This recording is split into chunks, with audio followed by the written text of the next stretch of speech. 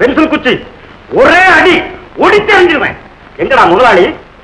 வட்டிக்கு பணம் வாங்க வந்தியா? வட்டிக்கு பணம் வாங்க வரலடா, உன் முதலாளி தலையை வாங்க வந்திருக்கேன். தலையவா? அத அவர் வட்டிக்கு விடுறதா கேள்விப்படலையே. ஏய், நான் ஊர்ல இல்லாத சமயத்துல ஒண்ணும் தெரியாத எங்க அப்பனை ஏமாத்தி 5 கொடுத்து அநியாயமா ஊட்ட அடிய வாங்கிருக்கான்டா. வெறுங்கையால வேற ஏதாவது இருக்கா? லெப்ட் ரைட்ல 4 குத்து விட்டு அவன் தோலை உரிச்சு உப்ப தடவி வெயில்ல காய போட்டாட்டாண்டா என் கோபம் தனியும். அடே, நம்ம தோல் உரிக்கிறவங்களா? கடை எந்த பக்கம்? என்ன அது? தனியா ஒரு ஆம்பளை இருந்தா இப்படித்தான் இஷ்டத்துக்கு வந்து மிரட்டுறதா? கோர்ட்னு ஒண்ணு இல்லையா, சட்டம் இல்லையா? சுப்ரீம் கோர்ட்டுக்கு போனாலும் சும்மா இருக்க மாட்டேன் தெரியுமா?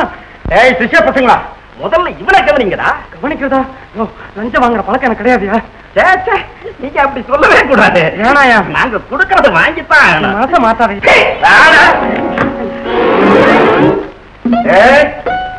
அந்த பரமசிவம் பிள்ளைய நாம் பழி வாங்கலன்னா 10 தடவை நான் ஜெயிலுக்கு போறாலும்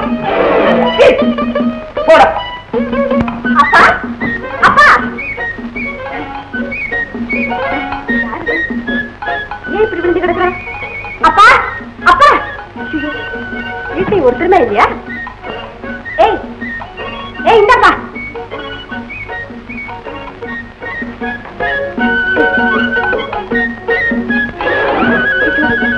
வந்து கிடக்குறா.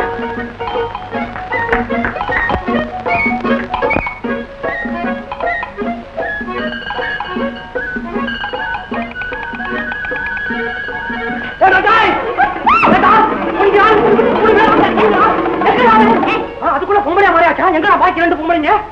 என்னது ஒண்ணுமே புரியலையே. ஏன் புரியல? ஏதாவது சாப்பிட்டியா? சும்மாமா வயிற்றுச்சல். என்னமோ வந்து அடி கொடுத்த ஆளு கொஞ்சம் நியாயமான ஆளா இருக்கிறதுனால ஆளுதான் கீழே வந்துட்டானே, அவனை மேற்கொண்டு அடிக்க கூடாதுன்னு 2 அடியோட விட்டுட்டு போயிட்டான். இதுவே முதலாளி பரமசிவம் பள்ளியா இருந்தது, அவரை கண்ட நுன்றமா வெட்டி கருவாடு போட்டு நேரத்துக்கு அவன் மகனுக்கே பார்சல் பண்ணி அனுப்பிச்சிருப்பான். எங்க அப்பா பத்தி எங்கிட்டே கேவலமா பேசியா நீ?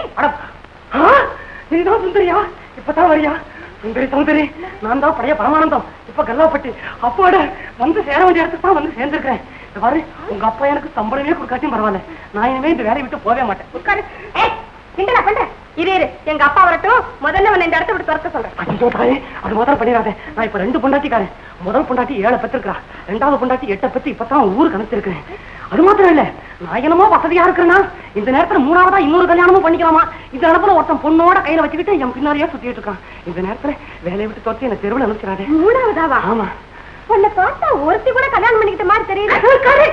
கல்யாணமே பண்ணிக்கல, எப்படி கண்டுபிடிச்ச? உன்னை எவன் கட்டிக்குவா? இன்னும் யாரும் கட்டிக்கல. அதானே பார்த்தேன். சிதம்பரத்தை பார்க்க துடியா துடிச்ச மாதிரி நான் கூட தான் என் சுந்தரிய பாப்பனா துடியா துடிச்சு. சுந்தரி சுந்தரி, உனக்கு ஞாபகம் இருக்குதா? நம்ம 2 பேரும் சின்ன பிள்ளையா இருந்தப்போ இந்த வாய்க்கா ஓரத்துல மாவடை எடுத்து மிளகா பொடியில தொட்டு உனக்கு நான் கொடுத்து அதை நீ கடிச்சு எனக்கு கொடுக்க வந்திய. அப்ப நான் மாங்காயை கடிக்கிற மாதிரி உன் விரலை கடிச்சு விட்டேன். இந்த விரல்ல வடு இருக்கா காட்டு? ஐயோ, கைய விட. அப்பா அப்பா அப்பா அம்மா, எப்பமா வாய்ச்ச? இப்பதான் வாய்ச்சியா? படிச்சிட்டியா? எல்லாத்தையும் படிச்சிட்டியா?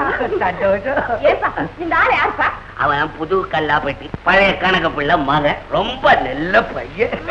இவன் வந்ததுக்கு பிறகுதான் அந்த அல்சேஷன் நாயும் வித்துட்ட வேணான்னு. வந்துங்க, நீங்க தப்பா நினைச்சுக்காதீங்க. அப்புறம் நன்றி உள்ளவன்னு சொல்றாரு, வேற ஒண்ணும் இல்ல. ஏன் முதலாளி, வர்ற வழியில எவனாவது முரடன் சந்திச்சானா நம்மள? முரடனா? எனக்கு தான் அந்த பேர், வேற எவன்டாவ? அப்ப சரி, ஒண்ணு நடக்கல போல் இருக்கு. அதான் இங்க நடத்திட்டு போயிட்டானே. ஒண்ணு இல்ல, வீட்டுக்கு வந்து மிருதங்கத்துக்கு தோல் வேணும்னு கேட்டான். இங்க சாகர அளவுக்கு மாடு ஒண்ணு இல்லன்னு சொல்லி அனுப்பிச்சேன். போன வேகத்தை பார்த்தா ஒரு நாளைக்கு கண்டிப்பா வந்து உரிப்பான் போல் இருக்கு. என்னடா என்ன வளர்ற ஒரு மாதிரியா? வெய்ய காலம் போல் இருக்கு. வேப்ப மரத்தடியில போயிடுறா. இங்க இருக்காதவா மணி உள்ள. நானா வளர்றேன்? அடிபட்ட எலும்பு ஒண்ணு பேசுதியா பாவி? ஐயோ, உங்க அடிச்சிருக்கான் போல் இருக்கு. ஏன்பா, நீங்க லெட்டர்ல எழுதுனதா உண்மைதானே? கல்யாணம் ஆகி ஊரை விட்டேவா போயிடுச்சு அண்ணன்? அண்ணன் அண்ணன் அவன் என்னம்மா நான் போட்ட திட்டத்தெல்லாம் கெடுத்துட்டு போயிட்டான். அப்புறம்தான் காடு வெட்டி ஜமீன்தார் மவனுக்கும் உனக்கு கல்யாணம் பேசிக்கிட்டு இருக்கேன். மாப்பிள்ளை மேல் நாட்டுக்கு போயிருக்கானா படிக்கிறதுக்கு. இந்த கல்யாணம் மட்டும் முடிஞ்சிருச்சுன்னா இந்த திண்டுக்கல்ல இந்த பரமசிவம் பிள்ளை அசைச்சு பாக்குறதுக்கு உருவையே இருக்க மாட்டான். ஓஹோ, ஏன்பா பையன் ஊமையோ இல்ல கைகால் நொண்டியா? என்னம்மா இது, என்ன ராம விஷயம் நினைச்சுன்னு பேசுதா? இது நம்ம சொந்த விஷயம் இல்லையா? அப்படிலாம் இருந்தா பையனை தண்ணி மேல விடுவாங்களா படிக்க? அம்மா, நீ இந்த உடுப்பெல்லாம் வெளியூர்ல படிக்கும் போது போட்டுக்க. நம்ம ஊர்ல போட்டுக்காத. ஏப்பா ஆம்பளை பையன்னு தடு கொடுக்க கூப்பிடுவானுங்க. போங்கப்பா.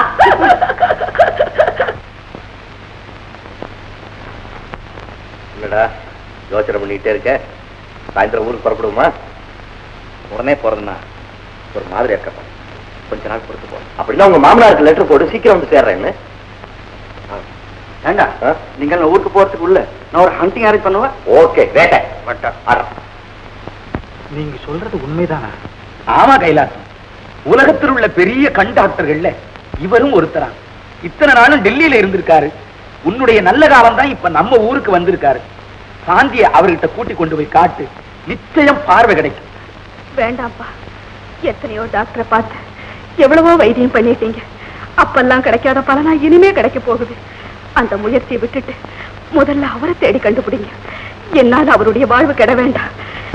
அப்பா, நீங்களே ஒரு அழகான பெண்ணை பார்த்து அவருக்கு 2ஆம் தாரம் கல்யாணம் செய்து நம்ம வீட்டிலே இருக்கிற மாதிரி செய்யுங்கப்பா. அவர் உருவத்தை தான் என்னால பார்க்க முடியலன்னாலும் அவர் பேச்சையாவது என் காதார கேட்டுக்கிட்டு இருக்கிறேன்.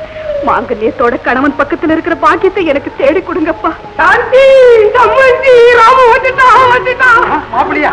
எப்போ வர? இப்ப வரல, 10 நாள்ல வர்றேன். நான் செஞ்சதெல்லாம் மன்னிச்சுக்கோங்க, லெட்டர் வந்திருக்கு. அப்படியா? ரொம்ப சந்தோஷம். இதெல்லாம் யார் வேலை?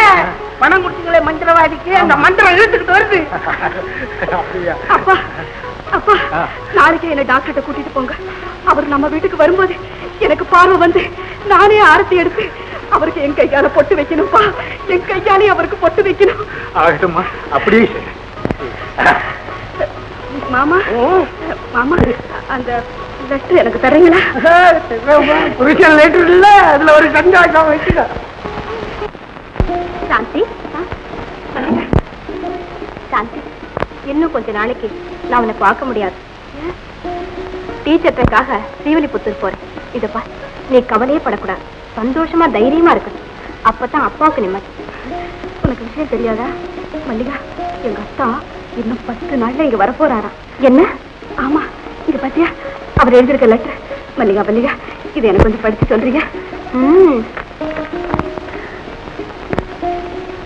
மதிப்பிற்குரிய மாமா அவர்களுக்கு வணக்கம். மனித தன்மையே இல்லாம தாலி கட்டி அன்னைக்கே மனைவி விட்டுட்டு ஓடி வந்த துரோகினா. ஒவ்வொரு நிமிஷமும் நான் சாந்திக்கு செய்த துரோகத்தை நினைச்சு வேதனைப்பட்டுக்கிட்டே இருக்கேன். இங்க என்னுடைய நண்பரோட தங்கியிருக்கேன். இன்னும் 10 நாள் ஊர் வந்து சேர. சாந்திக்கு தைரியம் சொல்லுங்க. உங்க அன்பு ராம். சாந்தி, அன்னைக்கு உங்க அத்தானை பத்தி ரொம்ப தவறா பேசி அதெல்லாம் வாபஸ் வாங்கிட்டேன். மல்லிகா, இந்த பாவியால் அவருக்கு எவ்வளவு வேதனை பத்தியா? அவர் லெட்டர் வந்ததுக்கு அப்புறம் நான் கவலைப்படாம சந்தோஷமா இருக்கேன்னு எப்படி தெரிவிப்பேன்? ஏன் எழுதிட்டா? எங்க நீ சொல்லு, நான் எழுதுறேன்.